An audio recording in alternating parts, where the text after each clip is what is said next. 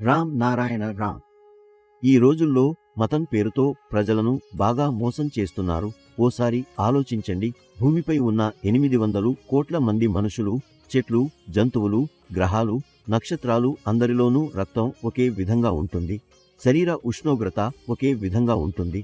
ఆలోచనలు కూడా ఒకేలా ఉంటాయి.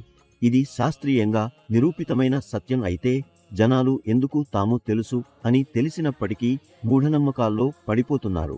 ఇదే ఆలోచించాల్సిన విషయం. 10,000 సంవత్సరాల క్రితం భూమిపై ఎలాంటి మతం లేదు. అప్పుడు మనుషులు ఎలా జీవించేవారు, వాళ్ల ఆహారం ఎలా ఉండేదో, వాళ్ల జీవనశైలి ఎలా ఉండేదో మనం ఆలోచించాలి. ఆకాశంలో ఎంతమంది నక్షత్రాలు ఉన్నాయో ఏ శాస్త్రవేత్త, ఏ అకౌంటెంట్, ఏ మంత్రి చెప్పలేరు. వాళ్ళు తమ మతం గురించి కూడా స్పష్టంగా చెప్పలేరు. మరి ఆ నక్షత్రాల గురించి ఎలా చెప్తారు? ఆకాశంలో నక్షత్రాలు లేకపోతే ఆకాశం అనేదే ఉండేది కాదు. ఆ నక్షత్రాల వెలుగు, శక్తి వలనే ఆకాశానికి అస్తిత్వం ఏర్పడింది.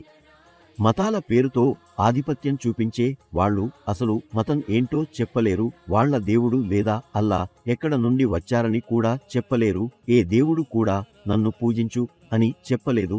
భూమిపై రాజులు పాలన చేయగా అప్పుడు వ్యక్తిగత స్వంత హక్కులు ఎక్కడ నుండి వచ్చాయి? అప్పుడు వాళ్ళు ఎందుకు భూమిపై వ్యక్తిగత హక్కులు తొలగించాలి అని చెప్పలేదు.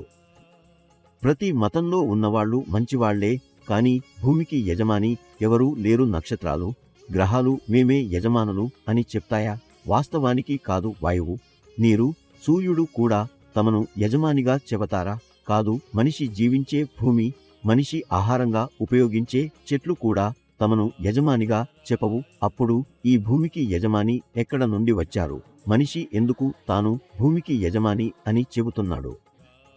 మనిషి తనను తాను పూజించాలి, ప్రేమించాలి. అప్పుడే మీరు ఇతరులను ప్రేమించగలుగుతారు. ప్రతి ఒక్కరూ ప్రకృతి మతాన్ని అనుసరించాలి. ప్రకృతి మతాన్ని అనుసరించకపోతే మనిషి తనను తాను గుర్తించలేడు. అప్పుడు బ్లైండ్లీ పోతూనే ఉంటాడు. భూమి విరిగిపోయే సమయానికి ఎలాంటి మత గురువులు ఆపలేరు. సముద్రాలు, పర్వతాలు అన్నీ ప్రకృతే సృష్టించింది, ఎలాంటి మత అధిపతులు కాదు. ప్రకృతి మనుషులను భూమిపైకి పంపింది. అది గొడవలు చేసుకోవడానికి కాదు, ఒకరిని ఒకరు కించపరచుకోవడానికి కాదు. సహజంగా అందరూ కలిసి సహకరించుకుంటూ జీవించాలనే ఉద్దేశంతో పంపింది. అందరూ ఈ విషయం మీద మేలుకొని మనిషి సృష్టించిన మతాలను, వ్యక్తిగత స్వంత హక్కులను తొలగించాలి. మీ అందరూ రామ్ నారాయణ రామ్ జపం చేయాలి. అది మీ మనసుకు శాంతిని ఇస్తుంది, మీ జీవితంలో అభివృద్ధిని తెస్తుంది.